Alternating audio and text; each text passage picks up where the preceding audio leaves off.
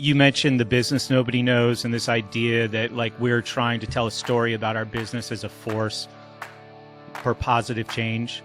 Don't do it like a dork, like Gillette did, right? Where you're just hitting people over the head with whatever is focus tested at the time. I think the way that you really need to do this, whether you're talking about a large or small business or an individual, is you start by creating a better story to tell, right? And you do that in your thoughts, you do that in your head, and then you might find that you're living a better story. And if you're living a better story, you're more easily able to tell a better story. And that goes on and on and on. Today, we're going to begin exploring time-tested but largely forgotten secrets to promote yourself and your business. I'm Brett Venat. And I'm Nathan Frazier. And this is Mindset and Mastery.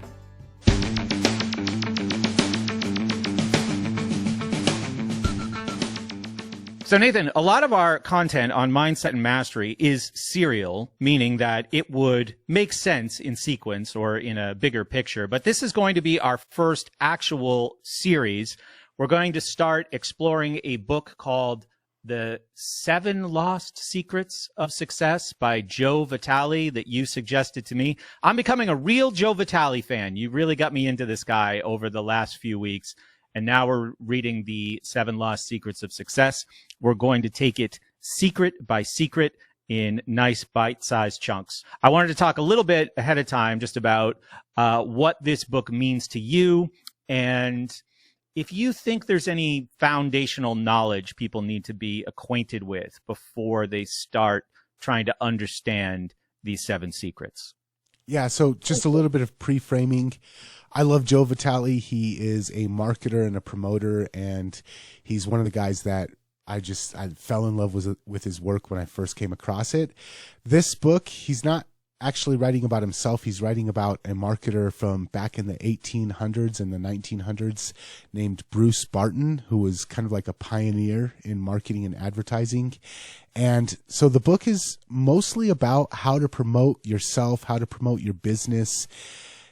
But so it's marketing and it's about sales, but there's a lot of overlap in some of the insecurities, some of the imposter syndrome type stuff that a lot of people deal with, especially people who have a lot of value to contribute to the world, but they don't like being braggadocious. They don't like going out and promoting themselves. They have an aversion to it. So in this book, a lot of the stuff is about how to promote your business, advertising secrets, marketing secrets.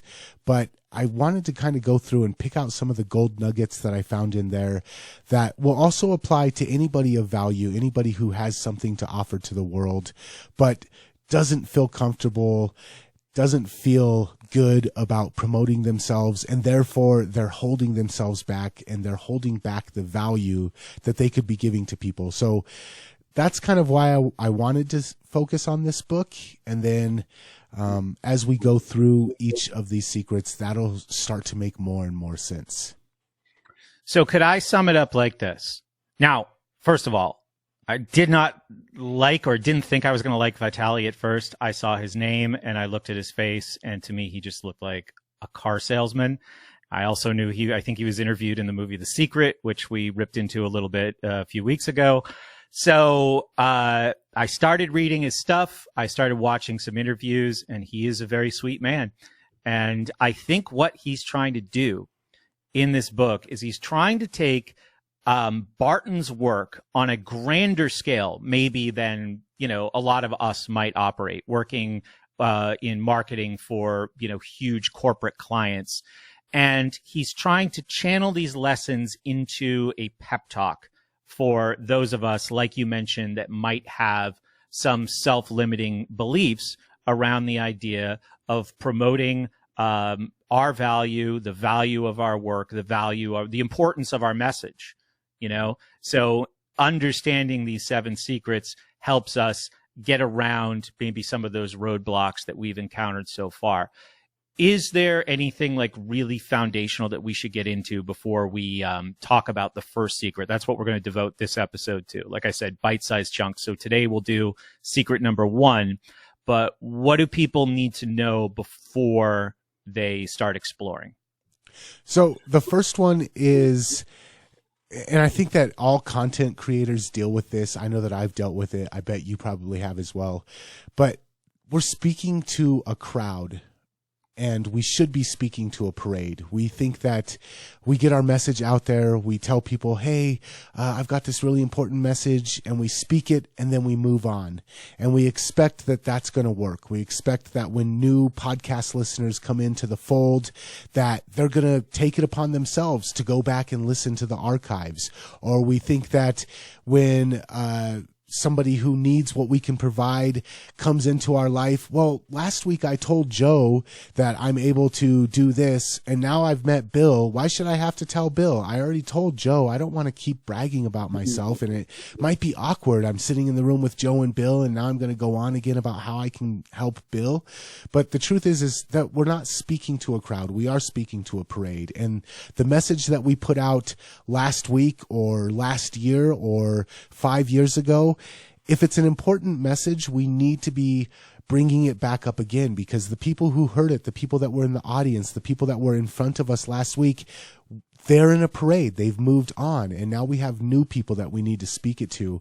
And so that was one of the most important things, is if we don't kind of beat a dead horse, which it might feel like to us, but to the new audience members, the new people that come in, the new people who can use what you can do for them, they didn't hear you talk about it last week. They didn't hear you when you were in 3 blocks down from the parade. They didn't hear it, so they need to hear it again.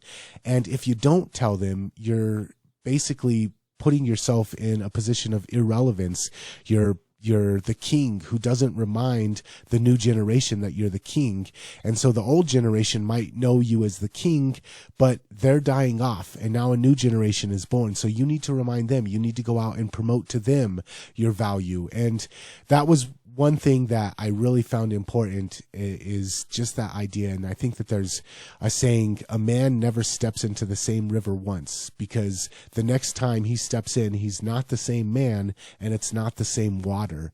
And just the understanding the importance of continually spreading the message, and not expecting the audience to go back and listen to our archives, or go back 6 blocks and ask the people 6 blocks down the parade what the message was. Absolutely. So that visualization about the river, I think, is perfect for really driving this crowd versus a parade idea home. Even if our feet are firmly planted in some kind of idea, some kind of message, some kind of content creation, the people are, and this is true today more than ever, until tomorrow when it will be more true. That parade is moving by you faster and faster. You are competing with so many others for the attention of viewers, of readers, of supporters. So you need to not be afraid of repeating yourself. Now, when I started creating content, I was 31 years old. And a lot of my attention, this is something that we talked about a lot so far in Mindset Mastery. So that's good. We're repeating ourselves. But you told your story about being a younger man and having a lot of your attention and emotional energy directed outward at what was wrong in the world. So when I was 31 and I started a show called School Sucks, that was where almost all of my attention went. And none of it went inward. None of it went into, how can I be better? How can I be stronger? How can I weather this storm that we're in, or this storm that we're coming, the storm that's coming, excuse me. So I think that there was a lot of self-limiting beliefs that I was working with very, very unconsciously. I remember the declaration that I would make is, I will not repeat myself. I will not bore people by repeating myself. Well, the self-limiting belief behind that is that I'm not interesting enough. What I have to say isn't important enough if I'm afraid of maybe saying the same thing twice. And I think about all the people who have like wild exposure and success and engagement out there, and I hear them say the same things all the time. And I go, I won't do that. And here I am. I read this. This is put into this analogy that I've never heard before, and it just immediately resonates so fully. You're speaking to a crowd, not a parade. Do not be afraid to repeat yourself And that, I think, is so much easier once you truly convince yourself, once you really believe that what you have to say, that what you have to provide is indeed valuable. So, yeah, I think that is one of the most important foundational lessons in this book. And then the other thing is just understanding that value. A lot of us don't realize how much value that we have, or we realize that we have some value, but because we're afraid to promote our value, to tell people about what we have to offer, we end up robbing them of the opportunity. And one of the things that he says in this, and our mutual friend Ben Settle, is he kind of harps on about this as well, is if you have something of value, if you have something that can help people, you have a moral obligation to tell them about it. And as a business owner, that was one of the first things that I had to learn was, this can help people. I need to get out there and tell people. I can't be shy about telling people how I can help them. And also, I think that a lot of people, and this kind of leads into the first secret, a lot of people don't realize how much value they have. It's taken for granted, the things that they know, the experiences that they've had, the ability that they have to help people, the perspective that they might have. They don't realize how valuable it might be to other people because they're like, oh, that everybody knows that. This is just how things work, and this is just how this is made possible. Everybody knows that, but not everybody knows that. And so that might also be one of the things.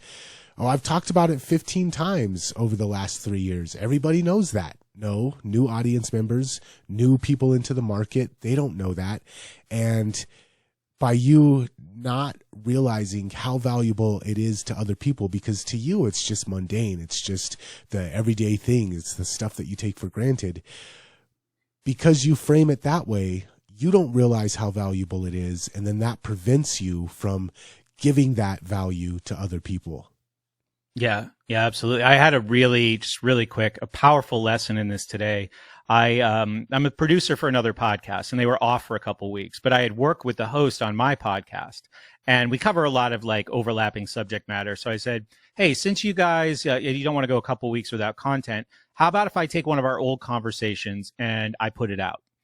And I'm listening back to this conversation that was from 2019, and I'm like, wow, in 2019, I was like, from the future with the stuff that I'm saying and how relevant it is today. And that's not something that I think in the past I would have had the courage to do. Like bothering somebody, I don't want to bother you with my value, but especially somebody else's audience. But it was like one of the greatest accomplishments of today to put this out and be like, thousands of people are getting something they need that I was able to pull out of, a store, a mine, a reservoir that I built. So that was a very cool feeling. And I need to continue to feel that anytime I'm like, well, I don't want to say something twice in 5 years. So, yeah, I really, really appreciate that. So we want to spend the rest of the time in this audio talking about secret number 1, which he calls reveal the business that nobody knows. What does he mean by that? So in advertising, a lot of times I run into this all the time where I'm working with a client. I'm like, well, let's tell people about that. And they're like, people don't care about that. And I have to say, people do care about that. It's not as valuable to you because you've been working in this industry for 5 years, 6 years, 7 years, 10 years, whatever the case may be. But to the person who's brand new to what you have to offer, their mind's going to be blown by how awesome that is. And one of the 2 examples that I want to talk about in this chapter of his book, he's talking about the framing. It's something that you can frame it as a negative or you can frame it as a positive. And the first one that he talks about is selling gasoline. He's talking about selling gasoline for the gasoline companies. And he says, my friends, it is the juice of the fountain of eternal youth that you are selling. It is health. It is comfort. It is success. And you have sold it as a bad smelling liquid at so many cents a gallon. You have never lifted it out of the category of a hated expense. And when I read that, I was thinking to myself, like, gasoline stinks. It's disgusting smelling. It's flammable. It can lead to horrible things. And right now, down the street, it's like $4 a gallon. I dread buying gasoline. So yeah, it's a bad smelling liquid, and it's a hated expense. But he reminds you, it's also the ability to get a job outside of your town. It's also the ability to take your family on a vacation. It's also the ability to get out of the city and into the mountains, or out of the city and to the beach. It's a bad smelling liquid. It's a hated expense, but it's also an opportunity. It's also a chance for success, a chance for experience, a chance to bond with your family. So how you frame it makes a huge difference on how valuable both you as the business owner perceive it, and how valuable the person buying it perceives it. And if you don't see it as valuable, if you see it as, why would anybody want to buy my gas? It stinks and it's so expensive. It's going to be hard for you to sell it to people. And if they see it as stinky and expensive, it's hard for them to justify buying it. But if you are able to reframe it and be like, hey, this is the value that comes with it, and you sell that instead, and it doesn't have to be gas. It can be you as a person when you go into a job interview, or when you go out on a first date with somebody, or you're mingling with your peer group. If you're thinking about the stuff that you hate about yourself, if you're beating yourself up over the bad smelling liquid and the hated expense aspect of your personality, and you're not focusing on the actual value that you bring to the table, it's going to be hard to win somebody over in a job interview. It's going to be hard to win over a new client. It's going to be hard to win over a romantic interest. So that reframing is so powerful. And it was just one of those things I was like, wow, he made me fall in love with gasoline, and I never thought anybody would do that. Yeah. So another example from around the same time in Barton's career, the chapter opens with a section called A Nation of Steel. So 1935, he writes, on behalf of U.S. Steel, also not exactly a beloved corporation, certainly not in our history books. This is, age of the robber baron stuff. Quote, Andrew Carnegie came to a land of wooden towns. This is Western Pennsylvania that he's talking about, where I live right now, and left a nation of steel, which is not just Pittsburgh, not just Carnegie Mellon University or Pitt or all of the industry that we had here 100 years ago, or all of the new industry that we have here now, a nation of steel. That this was, now, Carnegie's not perfect. U.S. Steel is far from perfect. But again, as far as like where you point your focus to what you were saying, it launched, a revolution from this location right here, which was once a land of wooden towns, So that perspective shift takes people from, U.S. Steel, pollution. And yeah, it was bad here. Like 50 years ago, all the buildings in the city were covered with soot. It took years to make black buildings the actual color they were supposed to be again. That was part of the growing pains of the Industrial Revolution and America getting to I would say where it is now, where it was 40 years ago, which was not a bad, which was a great place. And it's a great place now too, for different reasons, sure. But instead of people focusing on that, he says it was getting people through that one line to support a mission to improve the lifestyle of an entire nation. And then I think that transitions first to a question of like, well, how does your business improve life? I mean, you're far less impactful in negative ways than U.S. Steel probably. So how do you do it? How do you do it as an individual? And I think that's the real extraction here. We look at the ways gasoline has been labeled. We look at the way giant late 19th century industry has been labeled, certainly by, like I said, culture and the history that we would get in high school or college. Like, this is pure evil. And you don't accept those labels. It's one of the things that he says earlier in the book, or you don't accept those labels as the totality of something. Like there is only bad, there is no good. Things can only be black and white, which is a real problem in the world today, but it's not brand new. start to look at a broader picture and start to realize how you create your own world, just as Barton did in framing how people should look at the positive side of U.S. Steel or the positive side of gasoline and how it relates to driving. And then start thinking about how you can do that with yourself. Our entire lives, through our schooling and maybe some suboptimal friendships that we had, through our family life, through the culture, we have had to accept all kinds of labels. And the earlier they were applied to us, I think the more they stick and the more they run as self-defeating programs in the background. So I think this is an exercise in positive reframing, the story that you can tell yourself about yourself and how you can, as Vitale says in the book, create your own world. I think you want to do it sincerely, right? And if there is self-examination that leads to the uncovering of things you want to work on them. You're not just trying to write clever slogans here, but find that thing about yourself that you really believe in and focus on that. And I think that's the scaled down lesson from the examples he gives of Barton working for these huge corporate clients in the 20th century. I think there's less controversial examples too. Like, he talks about the cosmetics industry and what people really want, like identifying what people really want. Like, not that I do this service, but I provide this outcome for you. I provide this effect for you. So the cosmetic example is, it would be bad marketing, bad copywriting to be like, we're Revlon, we sell lipstick. But to put into the ad, through maybe some visual programming and some storytelling, we sell romance and sex, right? So you're identifying essential needs and deep-seated desire more than just focusing on what is the thing that's actually rolling off your production line. So better stories.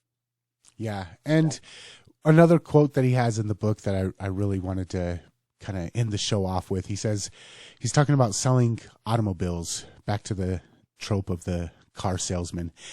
He says, the automobile companies find a man shackled to his front porch and with no horizon beyond his own dooryard, and they broaden his horizon and make him in travel the equal of a king.